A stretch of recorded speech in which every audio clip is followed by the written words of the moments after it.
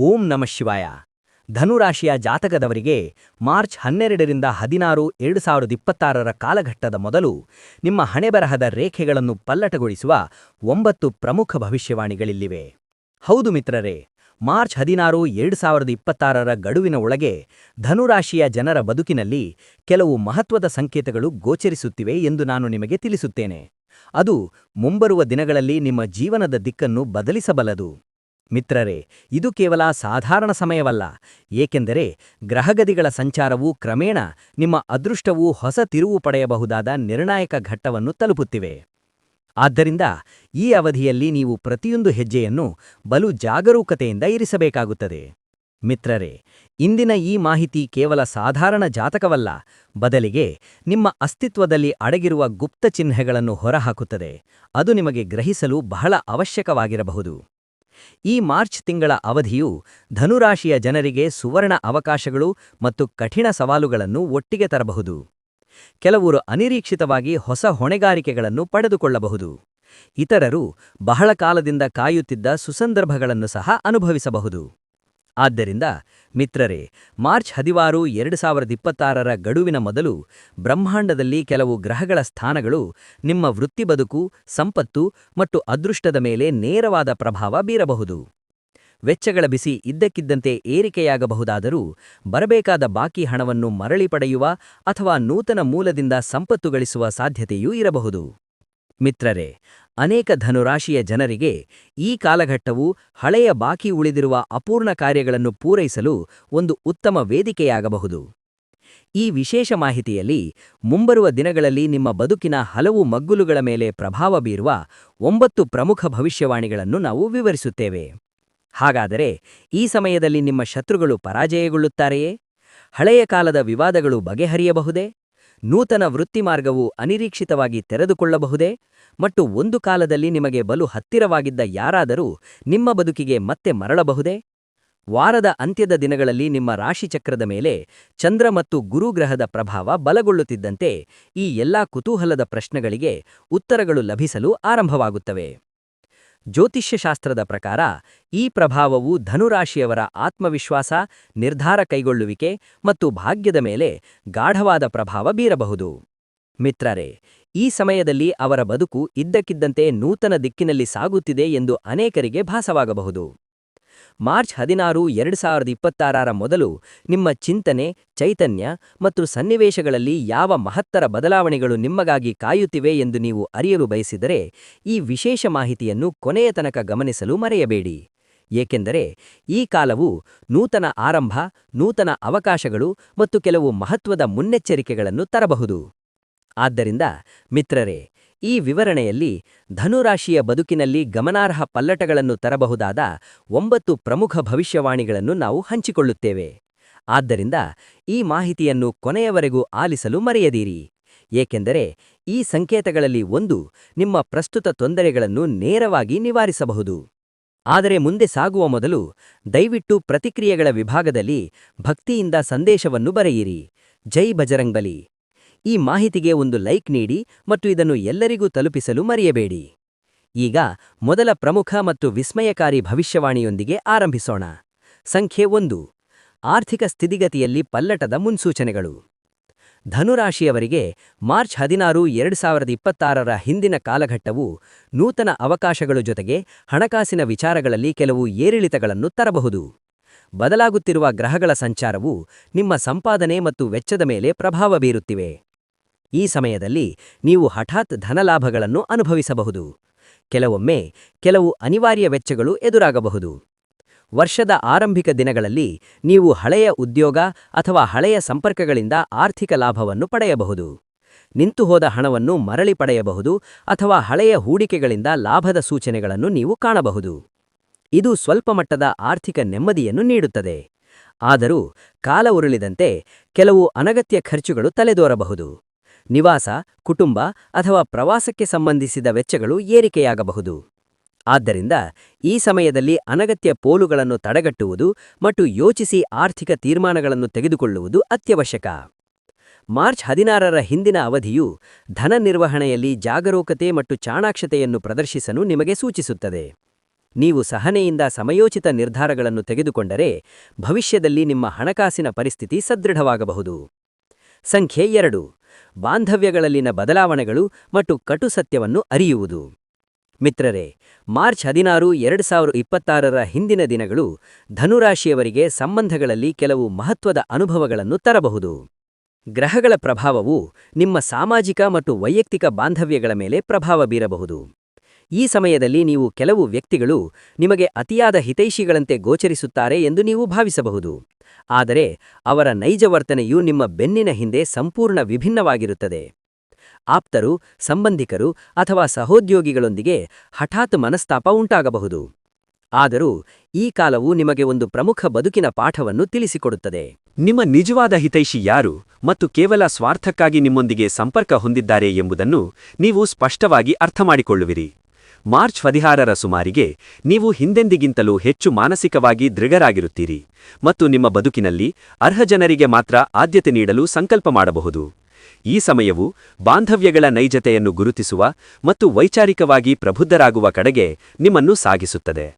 ಸಂಖ್ಯೆ 3. ಗುಪ್ತ ವಿರೋಧಿಗಳ ಕುರಿತು ಜಾಗರೂಕತೆಯಿರಲಿ. ಮಾರ್ಚ್ 16, 2026ರ ಹಿಂದಿನ ಅವಧಿಯು ಧನುರಾಶಿಯ ಜನರು ಬಲು ಎಚ್ಚರಿಕೆಯಿಂದ ಇರಬೇಕು ಎಂದು ಎಚ್ಚರಿಸುತ್ತದೆ. ಗ್ರಹಗಳ ಸ್ಥಾನಗಳು ನಿಮ್ಮ ವಿರೋಧ ಮತ್ತು ಪೈಪೋಟಿಯ ಭಾವನೆಗಳನ್ನು ಪ್ರಚೋದಿಸಬಹುದು. ಕಚೇರಿ, ಉದ್ಯಮ ಅಥವಾ ಸಾಮಾಜಿಕ ವಲಯದಲ್ಲಿರುವ ಕೆಲವರು ಸ್ನೇಹಿತರಂತೆ ನಟಿಸುತ್ತಾ ನಿಮ್ಮ ಯೋಜನೆಗಳಿಗೆ ಅಡ್ಡಿಪಡಿಸಲು ಪ್ರಯತ್ನಿಸಬಹುದು. ಆದ್ದರಿಂದ ಈ ಸಮಯದಲ್ಲಿ ನಿಮ್ಮ ಗುರಿಗಳು ಮತ್ತು ವೈಯಕ್ತಿಕ ವಿಚಾರಗಳನ್ನು ಎಲ್ಲರೊಂದಿಗೆ ಹಂಚಿಕೊಳ್ಳುವುದನ್ನು ಬಿಟ್ಟುಬಿಡುವುದು ಕ್ಷೇಮ. ಕೆಲವೊಮ್ಮೆ ಸಣ್ಣಪುಟ್ಟ ವಿಷಯಗಳು ಸಹ ದೊಡ್ಡ ವಾದಗಳಾಗಿ ಮಾರ್ಪಡಬಹುದು. ಆದ್ದರಿಂದ ನಿಮ್ಮ ನುಡಿ ಮತ್ತು ವರ್ತನೆಯನ್ನು ಹತೋಟಿಯಲ್ಲಿಡುವುದು ಮುಖ್ಯ. ನೀವು ಪ್ರಶಾಂತವಾಗಿದ್ದರೆ ಮತ್ತು ನಿಮ್ಮ ಕಾರ್ಯದ ಮೇಲೆ ಲಕ್ಷ್ಯ ವಹಿಸಿದರೆ ನಿಮ್ಮ ವಿರೋಧಿಗಳ ಕುತಂತ್ರಗಳು ಹೆಚ್ಚು ಪರಿಣಾಮ ಬೀರಲು ಸಾಧ್ಯವಾಗುವುದಿಲ್ಲ. ಮಾರ್ಚ್ 16ರ ಸುಮಾರಿಗೆ ಸನ್ನಿವೇಶಗಳು ಕ್ರಮೇಣ ನಿಮ್ಮ ಪರವಾಗಿ ಒಲಿಯಲು ಆರಂಭವಾಗುತ್ತವೆ ಮತ್ತು ನಿಮ್ಮ ನಿರಂತರ ಪರಿಶ್ರಮವು ಸಕಾರಾತ್ಮಕ ಫಲಿತಾಂಶಗಳನ್ನು ನೀಡುವ ಲಕ್ಷಣಗಳನ್ನು ನೀವು ಕಾಣುತ್ತೀರಿ. ಸಂಖ್ಯೆ 4. ವೃತ್ತಿಪರ ಬದುಕಿನಲ್ಲಿ ನೂತನ ಹೊಣೆಗಾರಿಕೆಗಳು ಮತ್ತು ಸುವರ್ಣಾವಕಾಶಗಳು. ಮಾರ್ಚ್ 16, 2026ರ ಹಿಂದಿನ ದಿನಗಳು ಧನುರಾಶಿಯವರಿಗೆ ವೃತ್ತಿಯ ವಿಚಾರದಲ್ಲಿ ನಿರ್ಣಾಯಕವೆಂದು ಸಾಬೀತುಪಡಿಸಬಹುದು. ಗ್ರಹಗಳ ಸ್ಥಿತಿಯು ನಿಮ್ಮ ಕೆಲಸದ ಕ್ಷೇತ್ರವನ್ನು ಸಕ್ರಿಯಗೊಳಿಸುತ್ತಿವೆ. ಮಿತ್ರರೇ, ಈ ಸಮಯದಲ್ಲಿ ನೀವು ಉದ್ಯೋಗದಲ್ಲಿ ನೂತನ ಜವಾಬ್ದಾರಿಗಳನ್ನು ಪಡೆಯಬಹುದು. ಮೇಲಧಿಕಾರಿಗಳು ನಿಮ್ಮ ಶ್ರಮವನ್ನು ಬಲು ಸೂಕ್ಷ್ಮವಾಗಿ ಅವಲೋಕಿಸಬಹುದು. ಆದ್ದರಿಂದ ಪ್ರತಿಯೊಂದು ಕಾರ್ಯವನ್ನು ನಿಷ್ಠೆ ಮತ್ತು ಜಾಗರೂಕತೆಯಿಂದ ಪೂರೈಸುವುದು ಮುಖ್ಯ. ಕೆಲವರು ನೂತನ ಯೋಜನೆ ಅಥವಾ ಪ್ರಾಜೆಕ್ಟ್ನಲ್ಲಿ ಕಾರ್ಯನಿರ್ವಹಿಸಲು ಅವಕಾಶವನ್ನು ಪಡೆಯಬಹುದು. ಅದು ಮುಂದಿನ ಉನ್ನತಿಗೆ ದಾರಿ ಮಾಡಿಕೊಡುತ್ತದೆ. ವ್ಯಾಪಾರಿಗಳು ನೂತನ ಸಂಪರ್ಕಗಳು ಮತ್ತು ಲಾಭದಾಯಕ ಅವಕಾಶಗಳನ್ನು ಸಹ ಕಂಡುಕೊಳ್ಳಬಹುದು. ಆದಾಗ್ಯೂ ಪ್ರಮುಖ ನಿರ್ಧಾರಗಳನ್ನು ಕೈಗೊಳ್ಳುವ ಮೊದಲು ಕೂಲಂಕುಷವಾಗಿ ಯೋಜಿಸುವುದು ಅತ್ಯಗತ್ಯ. ಮಿತ್ರರೇ, ಮಾರ್ಚ್ 16ರ ಸುಮಾರಿಗೆ ನಿಮ್ಮ ಶ್ರಮದಿಂದ ನೀವು ಸಕಾರಾತ್ಮಕ ಬದಲಾವಣೆಗಳನ್ನು ಕಾಣಬಹುದು. ನೀವು ತಾಳ್ಮೆ ಮತ್ತು ಸತತ ಪರಿಶ್ರಮವನ್ನು ಮುಂದುವರಿಸಿದರೆ ಈ ಸಮಯವು ವೃತ್ತಿಬದುಕಿನ ಬೆಳವಣಿಗೆಗೆ ಬಲು ಪ್ರಯೋಜನಕಾರಿ ಎಂದು ಸಾಬೀತುಪಡಿಸಬಹುದು. ಸಂಖ್ಯೆ 5. ಹಣಕಾಸಿಗೆ ಸಂಬಂಧಿಸಿದ ಮಹತ್ತರ ತೀರ್ಮಾನ. ಮಾರ್ಚ್ 16, 2026ರ ಹಿಂದಿನ ಅವಧಿಯು ಧನುರಾಶಿಯ ಜನರಿಗೆ ಆರ್ಥಿಕ ನಿರ್ಧಾರಗಳ ವಿಷಯದಲ್ಲಿ ಬಲು ಪ್ರಮುಖವೆಂದು ಸಾಬೀತುಪಡಿಸಬಹುದು.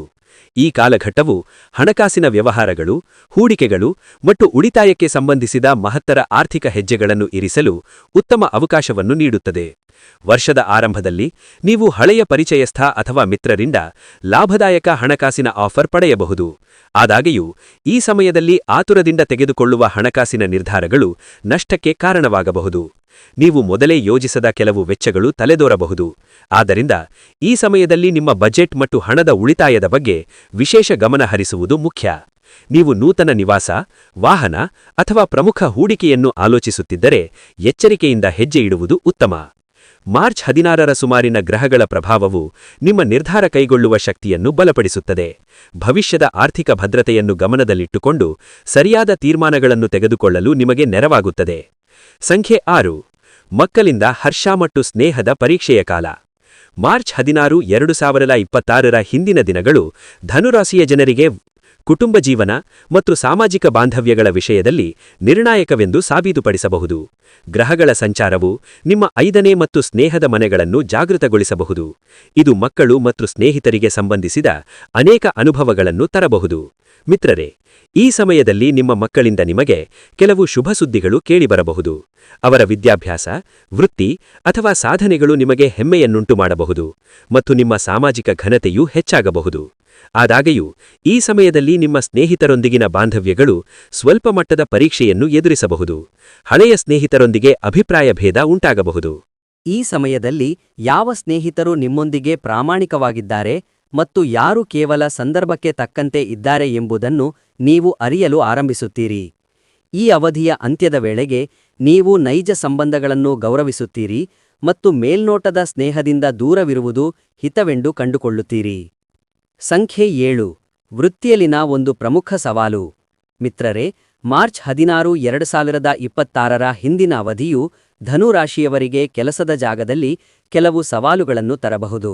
ಗ್ರಹಗಳ ಸ್ಥಾನಗಳು ಮತ್ತು ಕರ್ಮಸ್ಥಾನದ ಮೇಲಿನ ಪ್ರಭಾವವು ನಿಮ್ಮ ಕಠಿಣ ಪರಿಶ್ರಮ ಮತ್ತು ಸಹನೆ ಎರಡನ್ನೂ ಪರೀಕ್ಷಿಸಬಹುದು. ಮಿತ್ರರೇ, ಕಚೇರಿಯಲ್ಲಿ ಕೆಲಸದ ಒತ್ತಡವು ಇದ್ದಕ್ಕಿದ್ದಂತೆ ಏರಿಕೆಯಾಗಬಹುದು ಅಥವಾ ಹಳೆಯ ಕಾರ್ಯಗಳ ವಿಮರ್ಶೆಯು ಸ್ವಲ್ಪ ಆತಂಕವನ್ನು ಉಂಟುಮಾಡಬಹುದು. ಹಿರಿಯ ಅಧಿಕಾರಿಗಳು ನಿಮ್ಮ ಪ್ರತಿಯೊಂದು ನಡೆಯನ್ನು ಸೂಕ್ಷ್ಮವಾಗಿ ಗಮನಿಸಬಹುದು. ಆದ್ದರಿಂದ ಪ್ರತಿಯೊಂದು ಕಾರ್ಯವನ್ನು ಎಚ್ಚರಿಕೆಯಿಂದ ಮತ್ತು ಜವಾಬ್ದಾರಿಯುತವಾಗಿ ಪೂರೈಸುವುದು ಮುಖ್ಯವಾಗಿರುತ್ತದೆ. ಉದ್ಯಮದಲ್ಲಿ ತೊಡಗಿರುವವರಿಗೆ ಈ ಸಮಯ ಸ್ವಲ್ಪಮಟ್ಟಿಗೆ ನಿಧಾನವಾಗಬಹುದು.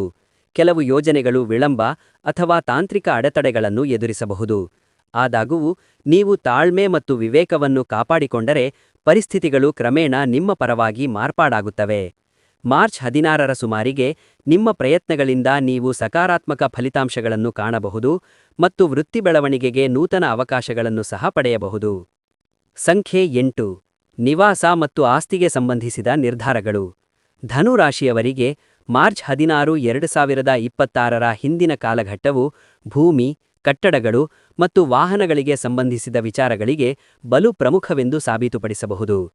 ಈ ಸಮಯದಲ್ಲಿ ಮನೆ, ಭೂಮಿ ಅಥವಾ ಆಸ್ತಿಗೆ ಸಂಬಂಧಿಸಿದ ಕೆಲಸಗಳು ಹೆಚ್ಚು ವೇಗ ಪಡೆದುಕೊಳ್ಳಬಹುದು. ನೀವು ಕುಟುಂಬ ಅಥವಾ ಪೂರ್ವಜರ ಆಸ್ತಿಗೆ ಸಂಬಂಧಿಸಿದ ವಿಚಾರಗಳನ್ನು ಚರ್ಚಿಸಬೇಕಾಗಬಹುದು. ಕೆಲವರು ಮನೆ ರಿಪೇರಿ, ನೂತನ ವಾಹನ ಖರೀದಿ ಅಥವಾ ಆಸ್ತಿಗೆ ಸಂಬಂಧಿಸಿದ ದಾಖಲೆಗಳ ಕೆಲಸಗಳಲ್ಲಿ ನಿರತರಾಗಿರಬಹುದು. ಆದಾಗ್ಯೂ ಯಾವುದೇ ಕಾಗದ ಪತ್ರಗಳು ಅಥವಾ ಒಪ್ಪಂದಗಳನ್ನು ಸರಿಯಾಗಿ ಓದದೆ ಸಹಿ ಮಾಡುವುದನ್ನು ತಪ್ಪಿಸುವುದು ಬಲು ಬುದ್ಧಿವಂತಿಕೆ. ಸಾಧ್ಯವಾದರೆ ಪ್ರಮುಖ ಹೂಡಿಕೆಗಳ ಬಗ್ಗೆ ತೀರ್ಮಾನ ತೆಗೆದುಕೊಳ್ಳುವ ಮೊದಲು ಗಂಭೀರವಾಗಿ ಯೋಚಿಸಿ. ಮಾರ್ಚ್ 16ರ ಸುಮಾರಿಗೆ ಉತ್ತಮ ಮತ್ತು ಶಾಶ್ವತ ನಿರ್ಧಾರ ಕೈಗೊಳ್ಳಲು ನಿಮ್ಮ ಕುಟುಂಬದ ಹಿರಿಯರಿಂದ ಸಲಹೆ ಪಡೆಯುವುದು ಬಲು ಸಹಾಯಕವಾಗಬಹುದು.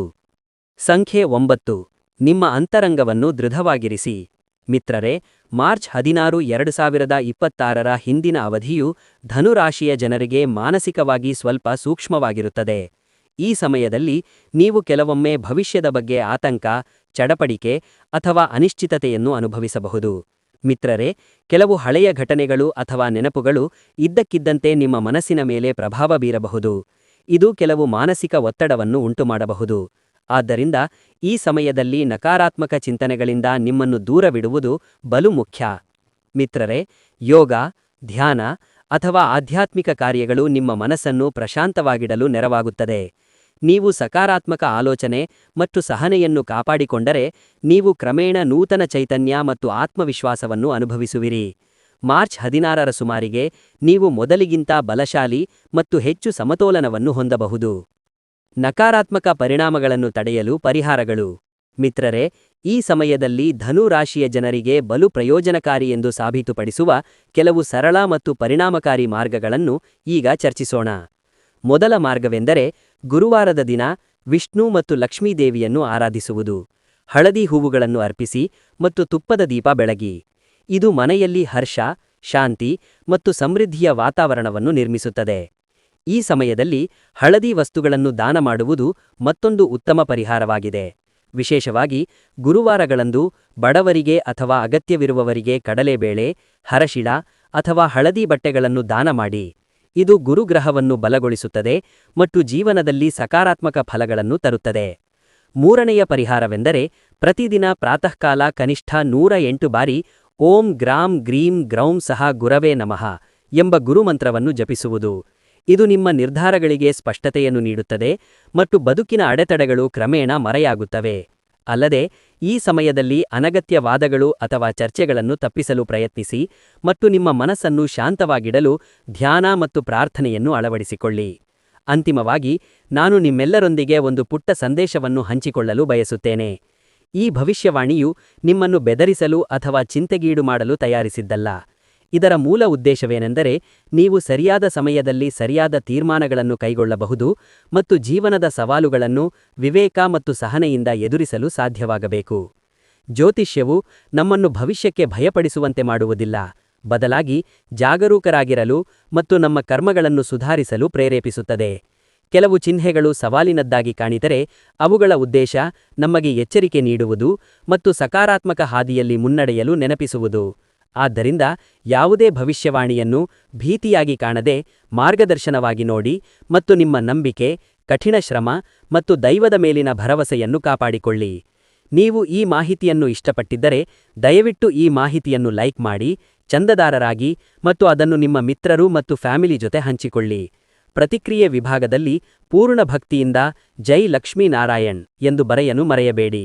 ಧನ್ಯವಾದಗಳು ಮಿತ್ರರೇ.